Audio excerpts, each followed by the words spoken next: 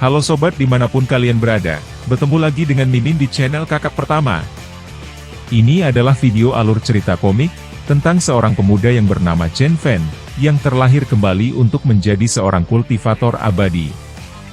Buat kalian yang baru pertama kali mampir di sini, ada baiknya kalian tonton juga video sebelumnya. Oke sobat, langsung aja disimak videonya.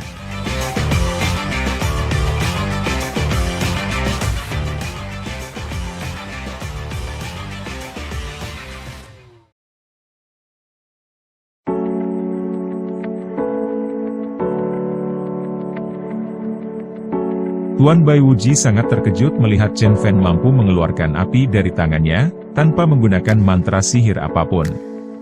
"Siapa kau sebenarnya?" tanya Bai Wuji dengan hati-hati.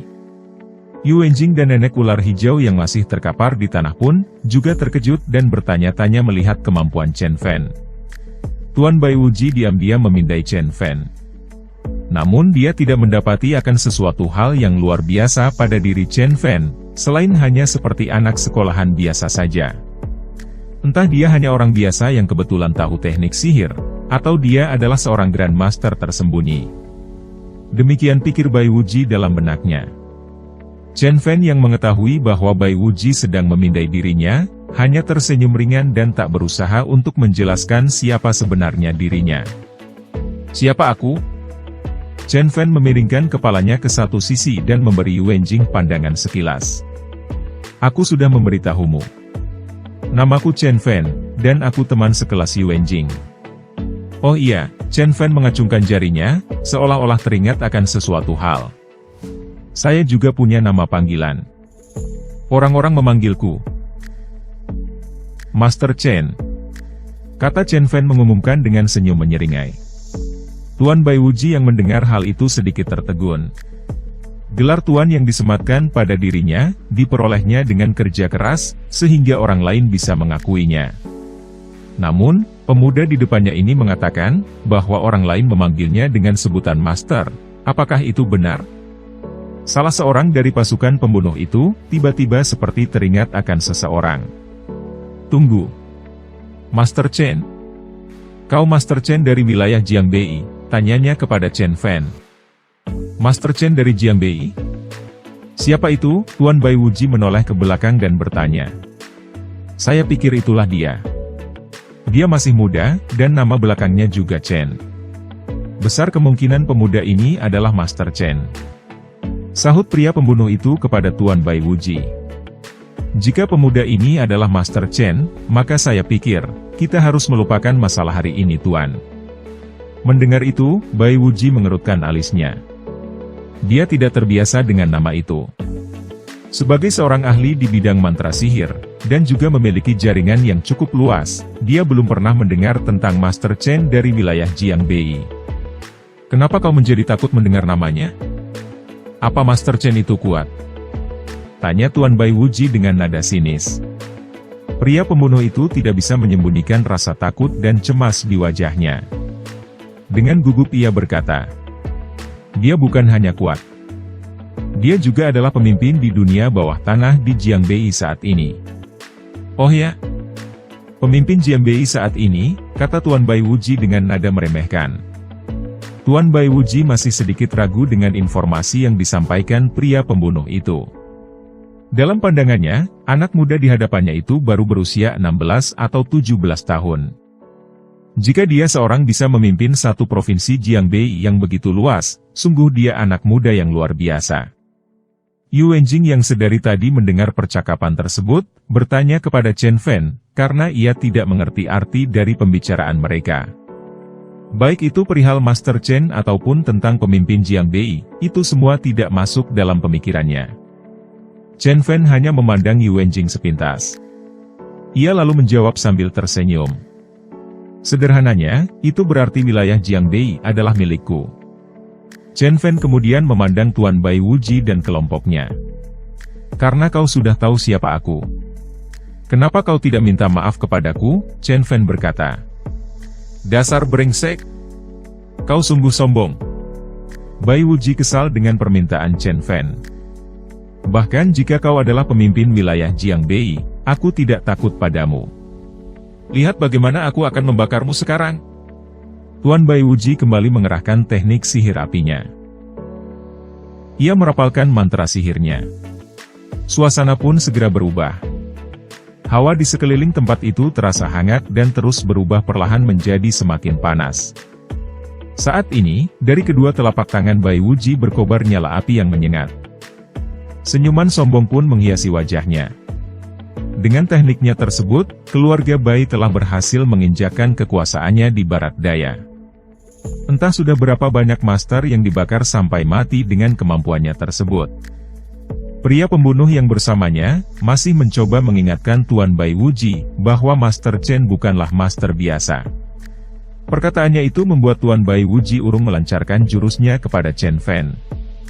Sejenak ia menoleh dan menantikan pria pembunuh melanjutkan penjelasannya. Pria itu melanjutkan perkataannya, bahwa Master Chen adalah master hebat dengan kekuatan batin tertinggi. Dia telah membunuh seorang murid Lei Qianjue, penguasa sekte Hongmen di luar negeri, hanya dalam 3 pukulan. Master Chen adalah master termuda di dunia saat ini. Nenek ular hijau yang masih terbaring di tanah, terkejut mendengar penjelasan pria pembunuh, bahwa Master Chen adalah master termuda di dunia saat ini. Tuan Bai Wuji pun tak kalah kagetnya. Ia tahu nama Lei Qianjue yang melegenda. Tentu muridnya pun bukan kaleng-kaleng. Namun ternyata, hanya dengan 3 pukulan Chen Fan, ia mati terbunuh, itu membuat Bai Wuji terkena mental.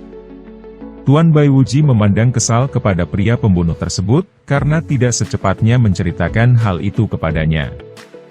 Mendadak, ia merasakan ada seseorang telah berdiri di belakangnya tanpa ia sadari sebelumnya. Ia melirik dan segera terkejut. Chen Fan dengan tiba-tiba telah berada di belakangnya. Keringat dingin pun mengalir dari dahinya, karena ia tidak dapat mengikuti gerakan Chen Fan yang begitu cepat. Tuan Bai Wuji segera mundur dan menghindar.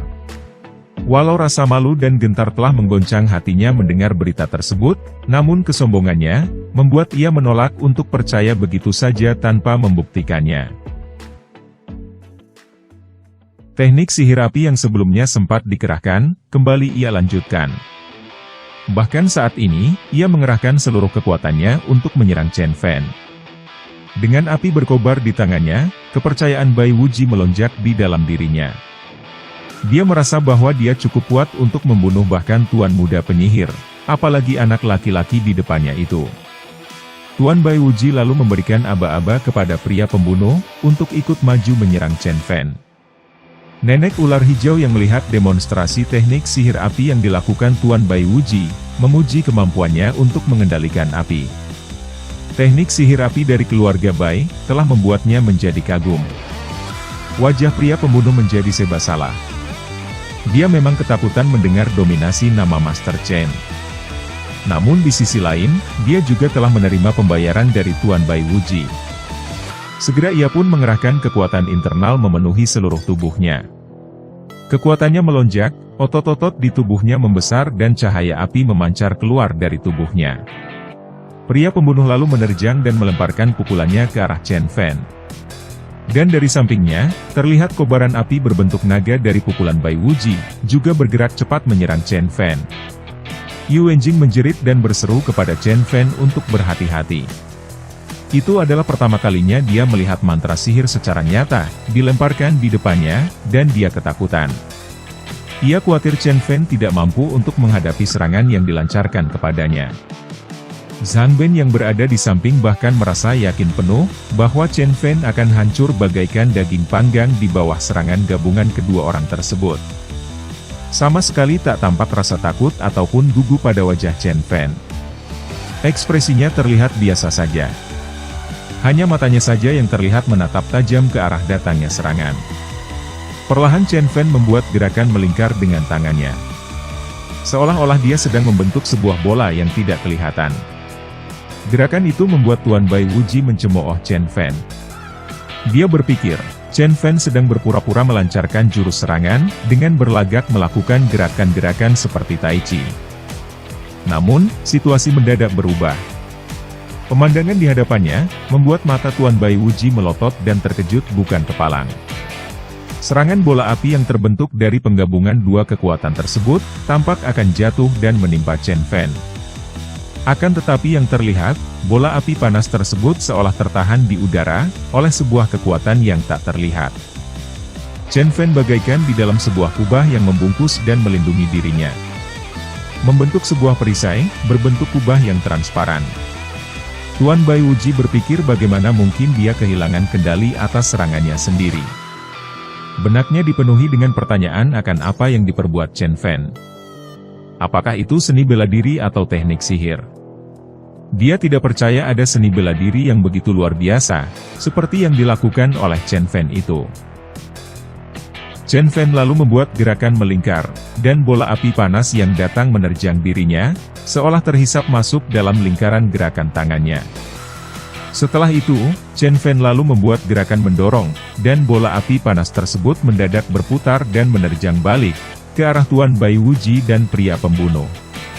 Tuan Bai Wuji kaget bukan kepalang. Dia tidak menyangka, kekuatan bola api panas yang ia lancarkan, kini datang berbalik menyerang dirinya, bahkan dengan kekuatan yang lebih besar. Dengan tergesa-gesa, Tuan Bai Wuji mengumpulkan seluruh kekuatannya di tangan kanannya. Dia tahu, dia tidak sempat untuk menangkis atau menghindar. Hanya dengan memukul balik, baru dirinya ada kesempatan untuk bisa selamat.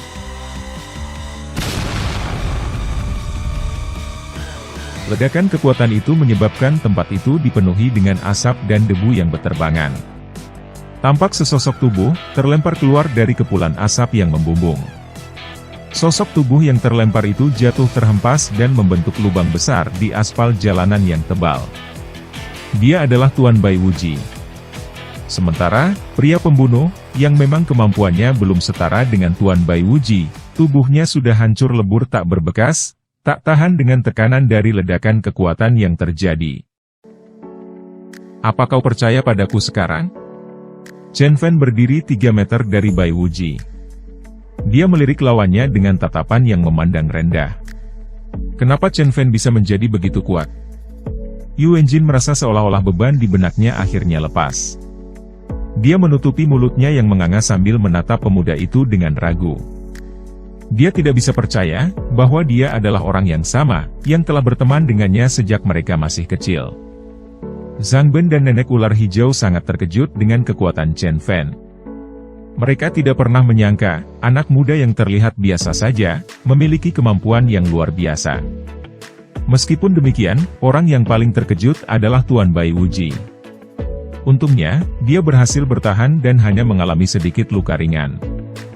Namun, dia tidak pernah berpikir bahwa seorang pemuda dapat memiliki kemampuan seperti itu. Chen Fan hanya menggunakan 2 gerakan sederhana, menghisap dan mendorong. Tetapi, apakah itu seni bela diri atau mantra sihir? Dia tidak tahu persis. Yang dia tahu, kemampuan pemuda itu pasti lebih dahsyat dari yang tadi dia tunjukkan. Pikirannya pun langsung melayang. Seandainya wilayah hantu dan penyihir memiliki seorang master seperti Master Chen, tentu hal itu akan menjadi ancaman yang sangat serius di wilayah mereka. Nenek ular hijau akhirnya berhasil bangun dari tanah dan berdiri. Yu Wenjing yang melihat hal itu, segera datang menghampiri neneknya. Chen Fan lalu bertanya kepada Tuan Bai Wuji, tentang wilayah hantu dan penyihir, dan juga tentang Tuan Muda Penyihir. Tuan Bai Wuji tidak langsung menjawab pertanyaan Chen Fan. Ia justru balik bertanya kepada Chen Fan, apakah dia mendukung wilayah hantu dan penyihir. Ia harus memastikan terlebih dahulu, bahwa Chen Fan bukanlah sekutu dari Tuan Muda Penyihir. Dengan muka sedikit kesal, Chen Fan kembali mengatakan, bahwa dia hanyalah teman sekelas Yu Wenjing. Tuan Bai Wuji berpikir sejenak. Ia lalu bertanya, apakah Master Chen pernah mendengar teknik penyemaian dari seni bela diri sihir? Chen Fan mengerutkan alisnya. Ia lalu bertanya, teknik penyemaian? Tuan Bai Wuji kemudian melanjutkan perkataannya. Ia mengatakan, bahwa sejak awal, dirinya hanya berniat untuk menjadikan Yu Wenjing sebagai muridnya, karena gadis tersebut memiliki bakat kultivasi yang jarang ada. Namun ia telah mendengar, bahwa Tuan Muda Penyihir akan menggunakan teknik penyemaian kepada Yu Wenjing, untuk meningkatkan kultivasinya. Kening Chen Fan sedikit mengkerut. Ia ingat bahwa teknik penyemaian adalah sejenis seni bela diri sihir, di mana orang yang menggunakan teknik tersebut akan menanamkan benih pada tubuh seseorang. Ketika benih itu sudah menjadi matang, ia lalu akan dipanen dan diambil kembali untuk digunakan meningkatkan kultivasi seseorang.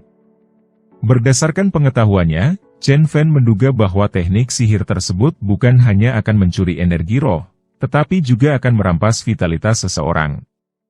Jika itu dilakukan pada Yuan Jing, maka nantinya dia akan jatuh sakit selama sisa hidupnya yang singkat. Dia bahkan mungkin tidak akan hidup lebih dari 50. Chen Fan mengkertakkan giginya, dan matanya memancarkan kilatan kemarahan. Dari belakangnya, ia mendengar nenek ular hijau membantah perkataan Tuan Bai Wuji. Nenek itu mengatakan bahwa Tuan Muda Penyihir justru adalah penyelamat keluarga mereka. Dalam pikiran nenek ular hijau, Chen Fan adalah satu-satunya alasan mereka masih hidup. Jika Tuan Bai Wuji mampu membujuk Chen Fan menjadi pendukungnya, maka rencana mereka akan hancur. Penyelamat? Chen Fan mendengus. Cahaya di matanya menjadi lebih tajam. Kau dan keluarga Yu akan melemparkan cucumu sendiri ke dalam lubang api, hanya demi imbalan keuntungan pribadi? Ini tidak bisa dimaafkan. Kau juga bertanggung jawab seperti Tuan Muda. Bayangan kelam membanjiri pikiran Chen Fan. Emosinya melaju kencang, membayangkan bagaimana kehidupan dan kebebasan Yuan Jing yang akan dirampas. Hidupnya akan penuh dengan penderitaan, sebelum akhirnya berakhir dalam ketidakberdayaan. Amarah Chen Fan memuncak.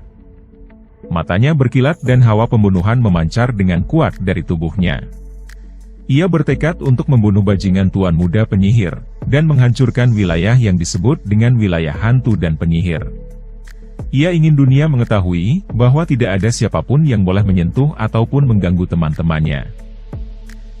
Di belakang Chen Fan, Zhang Ben berjalan menghampiri dan berkata, "Hei anak muda, kau membanggakan diri tanpa malu. Apa kau pikir dirimu layak untuk menjadi lawan Tuan Muda Penyihir?" Chen Fan menoleh ke belakang. Dan entah bagaimana, tangannya telah mendarat menghantam wajah Zhang Ben dengan telak. Zhang Ben pun langsung terpelanting menghantam aspal dan pingsan.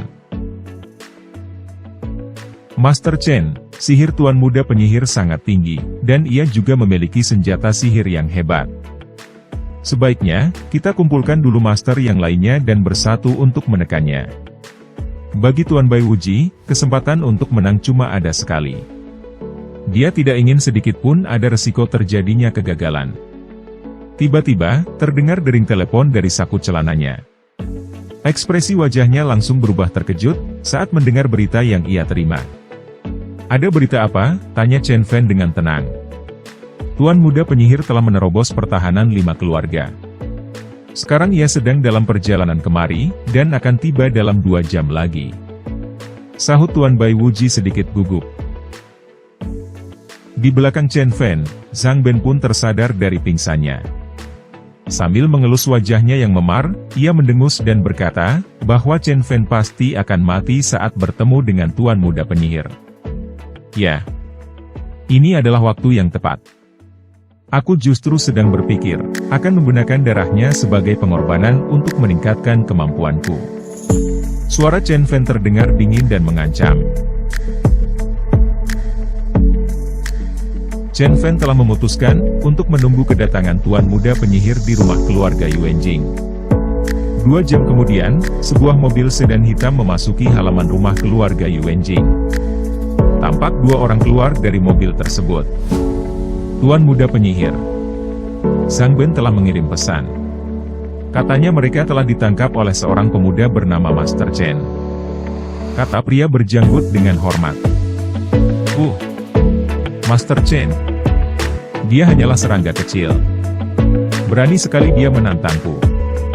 Pria berbaju putih dan berkacamata itu adalah Tuan Muda Penyihir. Ketika mereka sedang berjalan menuju ke pintu masuk, Tuan Muda Penyihir menoleh ke belakang dan berkata kepada seseorang. "Tong San, kamu juga ikut masuk ke dalam." Rupanya ada 1 orang lagi yang tadinya masih berada di dalam mobil. Pemuda itu adalah salah seorang pengawal dari Tuan Muda Penyihir. Ia bernama Tong San. Bertiga, mereka lalu melangkah untuk masuk ke dalam rumah keluarga Yu. Pintu masuk kemudian terbuka, dan Sang Ben lalu mempersilakan mereka bertiga untuk masuk ke dalam rumah. Ekspresi tuan muda penyihir segera berubah. Raut wajahnya memperlihatkan kemarahan, karena sebagai tuan muda penyihir, dia hanya disambut oleh seorang bawahan. Memasuki ruang utama rumah keluarga Yu, di sana tampak beberapa orang yang sedang menunggu. Hanya Chen Fan yang duduk di kursi, sementara yang lain berdiri di sampingnya. Tuan muda penyihir memandang mereka dan melihat ke sekeliling. Ia terpesona melihat kecantikan Yu Wenjing. Hatinya merasa puas karena perempuan yang dipilihnya, tidak mengecewakan dalam pengamatannya. Ia lalu mengambil kursi yang terdekat, dan menyeretnya ke depan meja Chen Fan, dan duduk di sana.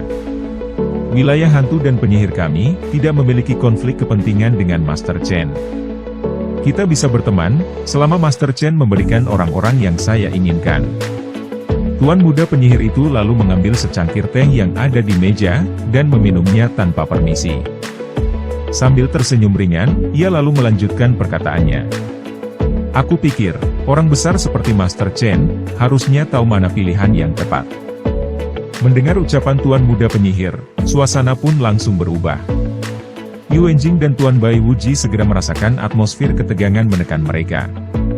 Sebaliknya, Chen Fan terlihat bereaksi dengan sangat tenang. Bahkan ia menegur tuan muda penyihir dengan pertanyaan, siapa yang telah menyuruhnya duduk? Jika kau berlutut dan meminta untuk mati saat kau masuk, aku akan mempertimbangkan untuk membiarkan beberapa orangmu hidup. Perkataan itu diucapkan Chen Fan dengan mimik wajah yang santai dan meremehkan.